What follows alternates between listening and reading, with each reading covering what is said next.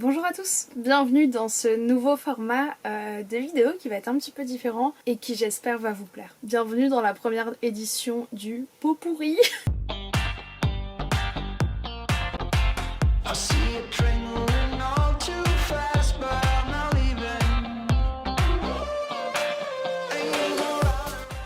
Ce nom me fait rire parce que je trouve que c'est un peu dénigrer les choses. Je vais parler aujourd'hui et pourtant c'est que des choses que j'adore ou que j'ai vraiment envie de vous parler sur cette chaîne, mais j'arrive pas à me dire que je vais en faire juste une vidéo ou un truc comme ça. Et je me suis dit du coup que j'allais mixer. Dans ce format je vais vous parler de plusieurs choses différentes. Je vous mettrai des timelines sur la vidéo et comme ça vous pourrez aller voir vraiment ce qui vous intéresse et peut-être même découvrir des choses où vous auriez pas cliqué sur la vidéo de base, mais comme là c'est dedans, vous regardez et vous découvrez, je sais pas, une nouvelle passion, j'en sais rien. La fille qui a le melon quoi. Comme vous pouvez le comprendre, c'est un format qui se veut vraiment pas prise de tête. Il est tard, la lumière va vraiment pas être dingue. Mais voilà, c'est histoire de discuter un petit peu. J'ai plusieurs choses à propos de quoi je veux parler avec vous et je me suis dit qu'on va commencer.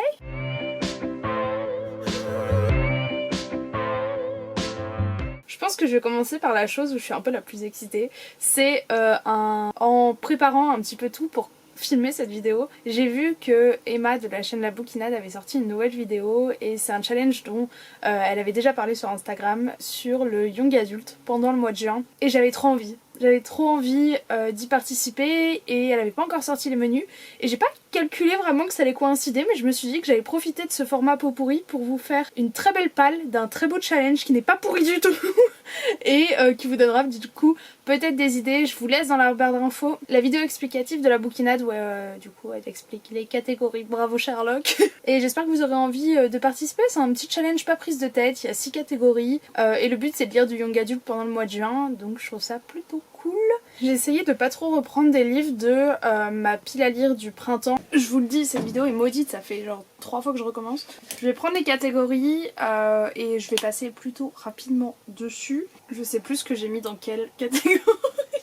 Je suis trop nulle. Bon, je vais pas le faire dans le bon sens, ok? Parce que si je vais le faire par élimination, je sais plus ce que j'ai mis dans quoi. Ça craint. On va d'abord commencer avec la suite de saga. La catégorie 4, c'est lire une suite de saga. Et j'ai décidé de m'atteler à un livre qui est également présent dans ma pile à lire de l'année 2021. J'aimerais me refaire tous les 5 premiers tomes de la série The Mortal Instruments et je me suis arrêtée au tome 2. Donc j'ai ici le tome 3 que je me ferai peut-être en audio. Parce que c'est un bon moyen de passer vite la saga et j'ai pas envie de la laisser trop traîner, je sais que sinon je vais jamais la reprendre. Et en fait j'ai envie de savoir les suites de ce qui se passe et la suite de l'univers de The Mortal Instruments. Donc voilà pour celui-là. La 6ème c'est lire un livre le plus vite possible et j'ai choisi un livre que je viens d'acheter, donc ça vous spoil un petit peu le future book haul. J'ai acheté Burn Our Bodies Down de Rory Power. Vous connaissez peut-être déjà cet auteur vu que c'est elle qui a écrit Wilder Girls que je n'ai pas lu, mais j'ai vu celui-ci dans une librairie quand j'étais à Strasbourg, que du coup vous allez peut-être... Ah non, le vlog de Strasbourg arrive la semaine prochaine. Et j'ai craqué, je sais pas pourquoi, genre j'avais trop envie d'un truc un peu mystère, oh là là, God, ça va pas la tête. Et ouais, et quand même je pense que la couverture a beaucoup joué, voilà. Je dis ça, je dis rien. Et je pense que c'est un truc où en fait tu le lis, t'es tellement à fond dedans que ça se lit vite, et il y a 330 pages mais c'est écrit gros. J'ai beaucoup d'espoir. La catégorie 1 c'était un one shot et je sais pas pourquoi j'ai directement pensé à ce livre. J'ai très envie de relire un de mes livres préférés en prenant le temps vraiment de savourer le moment parce que ma dernière lecture remonte à plusieurs années et je le lisais à la lampe torche dans la voiture en pleine nuit. C'est Aristote et Dante découvrent les secrets de l'univers, c'est un de mes livres préférés comme je viens de le dire. Je suis sur le même disque hein, là franchement. C'est la fin de la semaine, je suis crevée et je suis en vacances. Oh, mais j'avais zappé, je suis en vacances. Ah, trop cool. Si vous n'avez jamais lu ce livre, s'il vous plaît, juste regarde-moi dans les yeux là. Tu me vois? Ok, on est bon. Achète-le, lis-le, maintenant. Ou tu te désabonnes. Tu sais, la fille elle commence à menacer comme ça. Non, si, genre vraiment, s'il y a un truc où tu peux me faire confiance, toi là derrière ton écran, c'est 100, t'as compris? Non, en vrai, t'inquiète, hein, si tu le lis pas, c'est pas grave, je suis toujours ravie de t'avoir parmi nous. Hein. Et c'est là où ça bug. Ah non! Ensuite, il y a une catégorie qui s'appelle un livre avec des secrets, des complots. J'adore ça. J'aurais voulu trouver un truc un peu plus politique. J'hésitais à mettre Jade City de Fondali, mais en fait c'est plus de la fantasy adulte je crois, donc ça rentrait pas. J'ai décidé de mettre un livre que j'ai eu à Noël et que j'ai très envie de lire. Je sens qu'il va peut-être dormir si je le bouge pas bientôt. C'est The Magpie Society de Zoé Sugg et Amy McClucock. et ça a l'air d'être un mystère un petit peu. Je crois qu'il y a un meurtre et tout. Vous voyez, il y a une petite vibe. En fait, j'ai essayé de pas trop mettre... Je viens de voir les deux livres d'après. J'ai essayé de pas trop mettre de fantasy, lol, parce que je sors du mois de la fantasy et que je suis en train de faire une overdose. D'ailleurs, j'ai décidé de mon propre chef de décaler mon mois de la fantasy. La fille qui a pas compris que les challenges, genre, il y a des choses comme ça, tu vois. J'ai eu une énorme panne de lecture, énorme, hein, tout de suite les grands mots là, au début du mois de mai, ce qui fait que j'ai pas lu pendant 10 jours. Donc je me suis dit que je m'autorisais à compter ma page du mois de la fantasy jusqu'au 10 juin. Je dis ça, je dis rien, toi-même tu sais. Et après, je sais plus lequel j'ai mis dans lequel. Oh, mais j'ai laissé mes neurones au travail là. La catégorie 4, c'est lire une suite de sagas. Et j'ai décidé... Mais je suis con, c'est... Non, rien du tout, on l'a déjà fait la 4. Catégorie 2. Une relique de Tapal et je décide de sortir Shades of Magic, mais en fait l'autre aussi peut aller dans les reliques de Mapal. Je sais pas quand je l'ai eu, honnêtement je pense que je l'ai eu quand il a été traduit en français, donc vers 2017-2018. Il fait partie de Mapal du monde de la fantasy celui-ci, j'ai hâte de le découvrir, vous avez été beaucoup à me dire que je chiais un peu dans la colle, voilà, j'allais dire je chiais des bulles carrées. Donc je vais m'y atteler, et en vrai les livres de Lumen ça donne trop envie de les lire tellement ils sont agréables. Ça peut faire peur quand tu vois l'abri comme ça, mais en fait ça passe tout seul, et c'est pour ça que l'autre c'est aussi un Lumen. Et celui-ci c'est The Crime qui va du coup dans un truc avec de la royauté, mais aussi c'est une suite de saga vu que c'est le tome 2. Les vrais sauront que le tome 1 a été ma première vidéo sur ma chaîne, donc ça veut dire en février 2017. Donc ça veut dire il y a un grand moment, je sais pas trop si je vais réussir à bien m'en rappeler.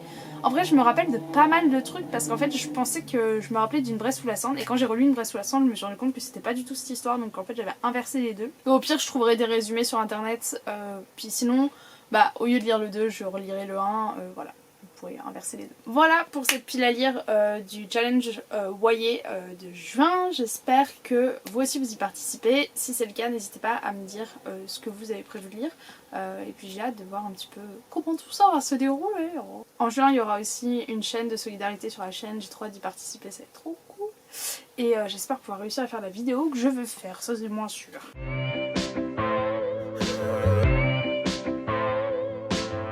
Maintenant on va parler musique avec un haul vinyle. J'en profite pour vous remercier pour l'accueil que vous avez fait au haul vinyle de la dernière fois. C'était vraiment trop bien de voir que vous étiez beaucoup quand même à être curieux et ça m'a touché que vous aimiez ce nouveau sujet sur ma chaîne. Et c'est pour ça que je me suis dit que dans ce pot pourri première édition, j'allais vous faire un update de ma collection vinyle. Il y a eu pas mal de petits nouveaux quand même, et j'en suis très heureuse, oh là là, parce que j'avais décidé de un peu moins acheter de livres pour plus mettre dans les vinyles. Bon finalement, c'est allé dans les deux. La fille, mais me laissez pas un porte-monnaie, hein. Non en vrai ça va, non en vrai ça va, tranquille, t'inquiète. Dans ma dernière vidéo je vous disais beaucoup de choses, donc ouais. En fait tous ceux que dans la dernière vidéo je vous disais ah lui j'aimerais bien m'acheter ça, ils sont là. Voilà. Notamment je vous montrais toute ma collection de vinyles Arctic Monkey et je vous disais que j'avais pas EM, j'aurais pas EM des Arctic Monkey du coup, qui est un peu leur album phare. J'ai envie de dire. Et du coup maintenant je l'ai, donc je suis trop contente, je l'écoute en boucle, tout va bien, la vie est belle. En fait je l'avais en CD, donc c'est assez drôle de mettre le CD avec, ça fait un peu son petit et sa maman. Ensuite mon frère a eu une petite prime et tout, et du coup il a voulu nous faire un cadeau à chaque membre de la famille. Donc j'avais envoyé ma wishlist de vinyle et il m'en a pris 2 et trop contente. Et notamment un, je suis ravie parce que ça a été une superbe découverte et c'est Chemtrails Over the Country Club de Lana Del Rey. Cet album est magnifique, il est incroyable. Je parle pas, enfin oui l'esthétique est sympa, je parle vraiment de l'ambiance, de la musique, les voix. J'ai l'impression vraiment, quand je l'écoute, je sais pas pourquoi, j'ai l'image de Ulysse quand entend les sirènes chanter dans l'Iliade, je sais pas si vous voyez, dans l'Odyssée. Bah là j'ai l'impression que c'est un peu la même chose. Cet ensemble de femmes solidaires et un peu envoûtantes, et c'est un album très sympa. En fait je pensais que c'était un vieil album d'elle, mais il est sorti en mars, donc je crois 5 jours après que mon frère me l'ait acheté. Non, avant. C'est mieux en général. Donc voilà, n'hésitez pas à aller soutenir Lana Del Rey. J'en profite pour vous dire que j'ai lu son recueil de poésie. Pépite, ça faisait longtemps ça. L'autre que mon frère a acheté, et là pour le coup c'est parce qu'il voue un amour à cette chanteuse, je sais pas, tous mes potes mecs la surkiffent, en vrai ouais, en vrai elle est très belle. C'est Dua Lipa, donc là c'est son album The Future Nostalgia et c'est la Moonlight Edition, et cette photo je la trouve hypnotique. En mode, vous voyez la ligne que trace son bras avec son pied, et bref, je sais pas si vous voyez ce que je veux dire. J'adore, et en plus c'est un peu en Non, je pense que vous verrez pas, c'est vraiment en touché carton. Et du coup, c'est un double vinyle avec du coup 2 sides à chaque fois. Et c'est trop bien, j'adore cet album, il met trop dans une bonne ambiance. Et du Lipa quoi, qui a besoin de plus? Dans ma vidéo vinyle, je vous parlais d'une précommande que j'avais faite. Et c'était celle-ci. Qui m'embête un peu parce qu'elle est trop grande, elle rentre pas dans ma case ou à peine, faut que je la mette un tout petit peu de traviole. C'est en fait un live de Amy Winehouse à la BBC, mais ça reprend plusieurs années, donc des fois t'as plusieurs chansons qui reviennent et c'est un triple vinyle et ça s'étale en fait entre 2004, si je dis pas de bêtises, et 2007 forcément. On dira pas ce qui s'est passé en 2007, je pense que tout le monde est au courant. Et c'est un bonheur d'écouter Ah, c'est hyper agréable, le côté jazzy là, j'adore et souvent je le mets en fond quand quand j'ai du monde, je mets du jazz en fond. Non, pas du tout. Mais quand des fois je descends ma platine et je mets ça en fond, genre pendant l'apéro et tout, et c'est très agréable. Très woman power, non, ce top date vinyle. Les deux derniers, c'est 2 groupes que j'aime beaucoup également. J'ai eu déjà un cadeau de Marine et Edgar qui était le Fleetwood Mac Rumours, qui est un album que j'aime beaucoup de Fleetwood Mac. Je l'avais pas, je l'écoute en boucle sur mon portable, genre dans mon abonnement. Et j'avais trop envie de l'avoir version vinyle et c'est hyper sympa. Et ça donne un tout nouvel aspect à l'album qui est très cool. Et l'autre, c'est un achat impulsif du week-end dernier. J'ai acheté Forever Ago du groupe Bon Iver. Et là, maman, c'est génial, j'adore. Je pense que c'est mon album préféré de Bon Iver. Parce que dessus, il y a Flume et Skinny Love qui sont quand même 2 chansons incroyables. Mais même celle entre Flume et Skinny Lump Sum aussi, elle est trop cool. Bref, je trouve que c'est un album très sympa et voilà, allez écouter Bon Iver, c'est trop bien. Voilà pour ce petit update à ma collection de vinyles. J'espère que vous connaissez ces artistes parce qu'ils sont incroyables. Je commence à bien remplir ma case, donc je sais pas s'il faut que je me calme ou pas. Non, je pense pas, parce que si je devais me calmer, je me le serais dit avant. Donc on va continuer, youhou. Mais là, je commence vraiment à avoir, je trouve, une collection bien complète de ce qui me plaît, de ce que j'écoute au quotidien. Donc je préfère faire des petits achats impulsifs comme par exemple celui de Bon Iver. En fait je me suis dit mais attends, c'est un artiste, c'est un de mes artistes préférés et j'ai pas un vinyle de lui, comment ça se fait? Donc j'ai rectifié le tir et je pense que c'est le mieux de faire ça comme ça.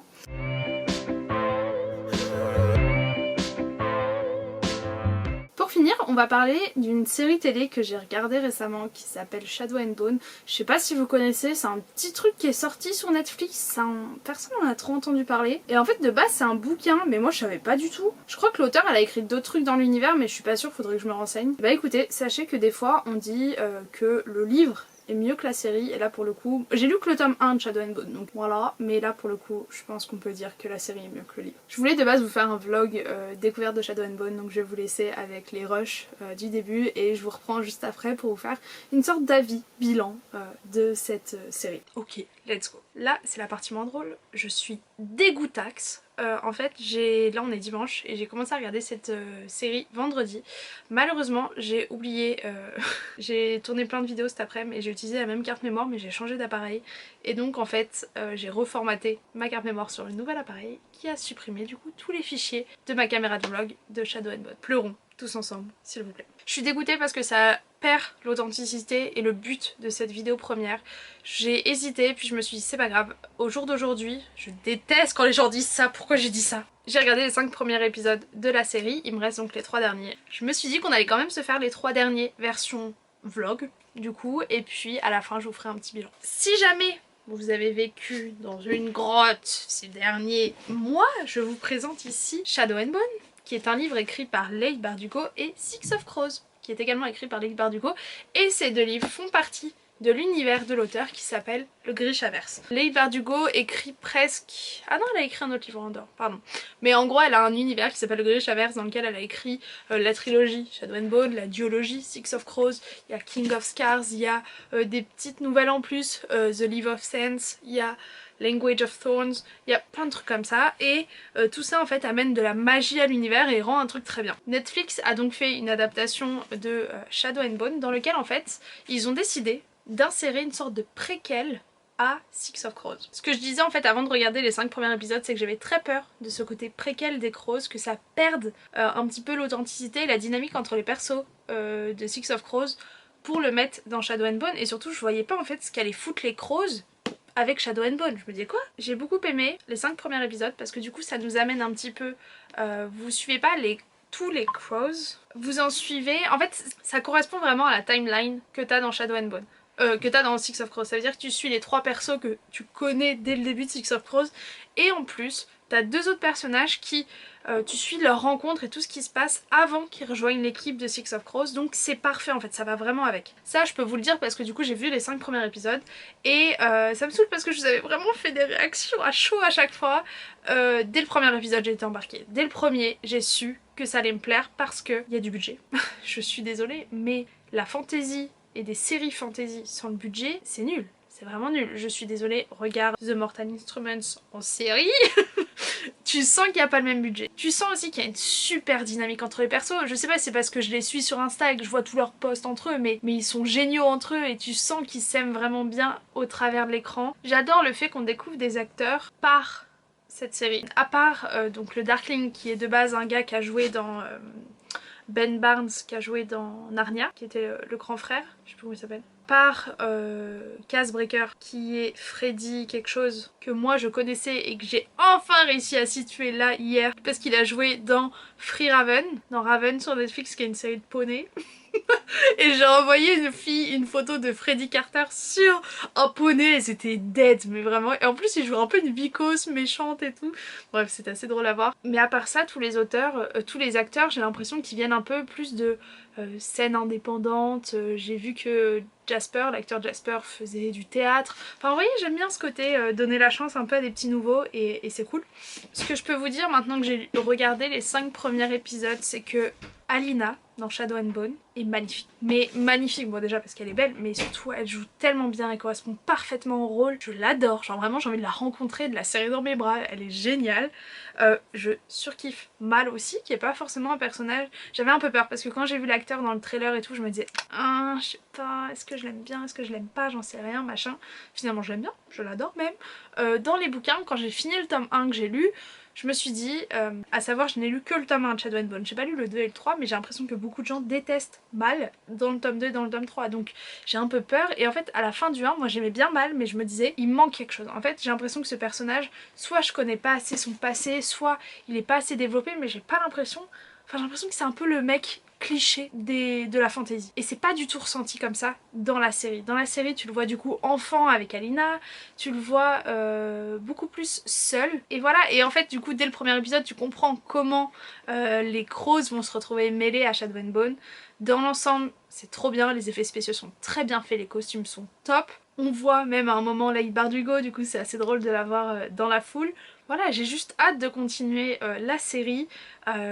Énorme coup de cœur pour Jasper, mais vraiment énorme coup de cœur. J'adore, de base j'adore le personnage de Jasper dans les bouquins. Et là, l'acteur, mais il le fait à merveille, vraiment il est parfait. Il a tellement bien travaillé le rôle. Et voilà, du coup il me reste 3 épisodes. J'ai hâte de pouvoir les continuer et vraiment c'est trop cool. J'ai hâte d'avoir des avis de personnes qui n'ont pas regardé Shadow and Bone. D'ailleurs à la fin du premier épisode je me suis fait la réflexion que je le trouvais très dense dans le sens où on te parle de la ville principale, du pays donc Ravka, on te parle du Fold, donc le... je sais pas comment ils le disent en français parce que du coup je regarde... Ah bah ça va avec. Je regarde la version anglaise, donc VO, sous-titrée française, alors que de base je suis quelqu'un qui sous-titre en VO mais qui lit pas les sous-titres, ils sont là genre au cas où tu vois.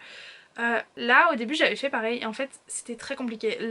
Il parlait très vite, il y avait beaucoup d'infos, beaucoup de choses notamment concernant les différentes ethnies, les pays, la magie, il y avait...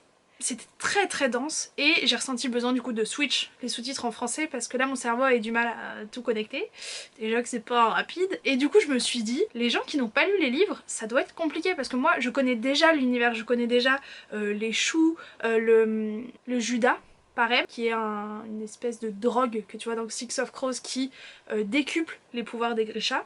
Comprendre ce qu'est un Grisha, non ça va, c'est assez bien fait. Mais du coup des fois il y a certaines allusions à des choses que tu peux pas comprendre si t'as pas lu les livres. Vous me diriez que c'est à peu près ça dans toutes les sagas, oui, mais non. En fait le tome 1 est vraiment très très dense. J'ai moi ressenti ce côté je suis perdue dans le tome 2, 3, 4. Pas dans le tome, dans les épisodes 2, 3, 4, 5, 2, 3, 4, 5. Ah, je fais tomber des livres. Ah, je fais tomber des livres. Ah, j'ai fait tomber des livres. Donc voilà, j'aimerais bien discuter avec des gens qui n'ont pas lu les livres, qui connaissent pas l'univers, des gens, je dirais lambda à tout ça, qui regardent juste Netflix et qui ont ça dans leurs suggestions pour voir ce qu'ils en pensent. Mais j'attends du coup de voir les 3 derniers épisodes avant d'aller me renseigner un petit peu plus. Mais la fin du 5, vraiment c'est parce que j'étais crevée, que j'avais une énorme migraine et je me suis dit, Agathe, ça sert à rien que tu regardes encore 3 heures juste pour te dire t'as fini. Surtout que t'aurais perdu tous les fichiers. Et oui. Je veux vraiment l'apprécier et il y a tout un truc qui va sur internet qui dit no spoiler, no funerals, parce qu'en fait de base dans Six of Crows il y a une phrase qui est no mourners, no funerals, et du coup ils ont modifié ça en mode si tu spoil, alors, si tu spoil pas, il n'y aura pas de funérailles. Tu vois pas ce que je veux dire? C'est-à-dire que si tu spoil, on va aller à tes funérailles. Donc c'est assez drôle, donc les gens respectent pas mal j'ai l'impression, mais c'est vraiment que j'ai pas envie de me faire spoiler des images, et puis surtout j'ai hâte. J'ai vraiment hâte de voir la suite. Et pour l'instant, honnêtement, c'est une très belle adaptation. C'est vraiment très bien fait. Ça respecte les livres, donc l'œuvre originale, tout en ajoutant le truc qu'on attend à l'écran finalement, parce que je veux dire, si c'est pour voir exactement ce qu'il y a dans les bouquins, je lis les bouquins, enfin je sais pas comment vous expliquer, mais pour moi il n'y a pas de souci à ce qu'une adaptation s'éloigne parfois un petit peu de l'œuvre originale, parce que tu peux pas tout faire parfaitement et le but quand même c'est que ça ajoute un petit plus, et pour moi ce petit plus est là parce qu'ils ont créé cette espèce de préquel aux Crows qui intervient dans l'histoire de Shadow and Bone et modifie je pense un petit peu les tomes du coup, je sais pas, à voir. J'ai vu des retours comme quoi la première saison était vraiment réussie, donc je suis plutôt contente et je pense que l'auteur doit être contente de savoir qu'on n'a pas massacré son œuvre. Après, moi il y a juste un petit truc, mais bon je suis un peu chiante par rapport à ça, j'aime la musique. Lol, non absolument pas. Hein, ce que je veux dire, j'avais vu tellement de montages des Crows et même de tout le monde avec des musiques un peu badass à la Peaky Blinders quand ils sont dans Ketterdam, et là je les ai pas eues. Enfin c'était que des musiques de films classiques, j'ai envie de vous dire, vous voyez, genre violon, enfin bref, des musiques de films classiques, et moi j'aurais bien aimé du Peaky Blinders. Pour ceux qui ont vu Peaky Blinders, je pense que vous voyez ce que je veux dire, des musiques un peu badass, genre voix rock, lente comme ça, et il n'y a pas, donc je sais pas si ça viendra plus tard, je pense pas, parce que si ça avait dû ce serait déjà venu. Et puis voilà, je vous reprendrai du coup quand je regarde les 3 autres épisodes. Vous allez me dire, mais qu'est-ce que t'as pensé du coup de Shadow and Bone? J'ai adoré déjà les personnages, je trouve que le cast est incroyable et correspond parfaitement au personnage que je m'imaginais. Inej surtout, je m'imaginais exactement elle dans ma tête et je trouve ça incroyable qu'ils aient trouvé le personnage qui correspond. Peut-être petit point négatif pour Nina Zenik, qui est normalement dans le livre un personnage plus size. Et là, tu sens que Nina elle a des formes, mais c'est pas... Enfin, je pense que dans le livre, Leigh Bardugo, elle voulait vraiment mettre un personnage gros dans son bouquin. Et Nina Zenik, l'actrice, j'ai plus le nom, je suis désolée, elle est incroyable, elle joue super bien d'ailleurs. Mais voilà, petit point négatif là-dessus, ça aurait été sympa d'avoir une représentation de ça ici. J'ai trouvé les effets spéciaux très bien faits. J'avais un petit peu peur notamment parce que par exemple dans The Mortal Instrument, je trouve que c'est...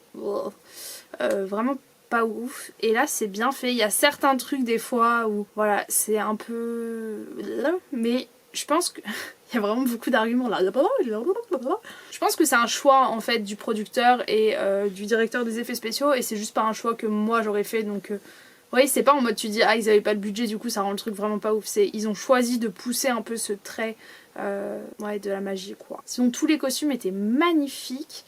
Je trouvais, en fait, je sais pas, quand tu regardes la série, tu dis ok, Netflix a investi là-dedans, il a compris qu'il y avait du potentiel et il a mis ce qu'il fallait, et tu sens que c'est vraiment bien fait, que c'était un tournage à grande échelle et ça fait plaisir quoi, et vraiment tu passes un super moment. Autre petit point négatif, je suis désolée parce qu'en fait j'ai adoré cette série, vraiment je l'ai adorée, j'ai trop hâte que la saison 2 elle sorte. Je trouve que la manière dont ils ont entremêlé le destin des Crows, donc une sorte de préquel à Six of Crows plus Grisha, c'est superbement bien fait. Le fait de mettre une sorte de prologue à l'histoire de Mathias et Nina qui est dans les bouquins mais qui est raconté un peu dans le passé, bah du coup là tu le vois et tu vas mieux comprendre ce qui se passera après. Tout ça c'est vraiment super, j'ai adoré Mal.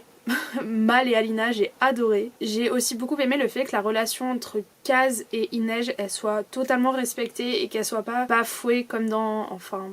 je sais pas comment dire. Dans les bouquins, il y a vraiment ce truc précieux autour de leur relation et je trouve que ça a été gardé, ce côté très pudique. Voilà, vous comprendrez. J'aurais bien aimé en savoir peut-être plus sur l'histoire de Kaz dans la série. Du coup j'ai adoré ce personnage parce que je connais tout son vécu et pourquoi il voue cette haine envers certains personnages. Mais je me dis qu'une personne lambda aurait peut-être du mal à s'attacher à lui et à comprendre ses motivations si elle avait pas ces données-là. Et en parlant de personnages lambda, enfin, j'ai trouvé l'univers très compliqué, notamment au début, je vous l'ai dit dans les vlogs je crois. Il y a un fort côté, tous les noms en hic et tout, c'était très compliqué à comprendre qui était en guerre contre qui. Dans un bouquin t'as une carte, là en vrai tu l'avais pas et c'était chaud. Il y a certains trucs qui arrivent comme un cheveu sur la soupe, tu comprends qu'il y a une haine envers les Sully mais tu comprends pas trop comment. Et je sais pas, il y a plein de trucs comme ça où je me dis qu'une personne qui n'a pas lu les livres va vraiment galérer à comprendre et qu'il faut s'accrocher parce que c'est vraiment une série qui vaut le coup. Et voilà, moi après j'aime bien les séries où la musique a une place importante, mais ça c'est propre à moi parce que j'adore la musique. Et j'aurais bien aimé avoir des vraies musiques dans Grisha, parce qu'en fait c'est que de la musique, je sais pas comment on peut appeler ça, mais de fond. Non, je sais pas, non, je pensais que c'était comme ça. Mais genre un orchestre un peu. Et ça c'était peut-être un petit peu dommage pour le coup. Donc voilà, n'hésitez pas à me dire ce que vous avez pensé de la série Grisha. Moi en tout cas j'ai adoré. Et voilà pour cette première édition du pot pourri. J'espère sincèrement que ce format vous aura plu. Je sais pas trop ce que ça va donner au montage. J'espère que ça va être sympa, dynamique. Et que aborder plein de sujets comme ça vous donnera peut-être un petit aspect vlog. Parce que c'est ça que j'aime bien dans le côté vlog. C'est que quand t'allumes un vlog tu sais pas vraiment de quoi ça va parler. Et au final ça parle de plein de choses. Et voilà, si vous avez un autre nom peut-être un peu mieux. N'hésitez vraiment pas. Je vous souhaite à tous de très belles lectures, de superbes découvertes musicales et aussi télévisionnelles. C'est sûr qu'il y a un mot qui existe pour ça mais je l'ai pas sur la langue. Et je vous dis à samedi prochain 9h pour une nouvelle vidéo. Ciao ciao.